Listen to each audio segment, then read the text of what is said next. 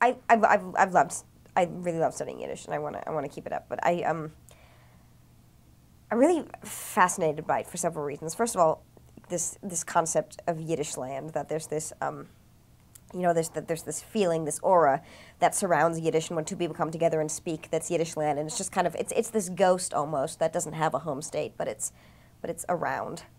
And then also, and another thing that I love about Yiddish is how untapped the resources are, like with hundreds of thousands of books. And Aaron, he came and spoke to us and said how like maybe 1% of those books have even been read by anyone today, and I can be the foremost expert on a Yiddish book just by reading it.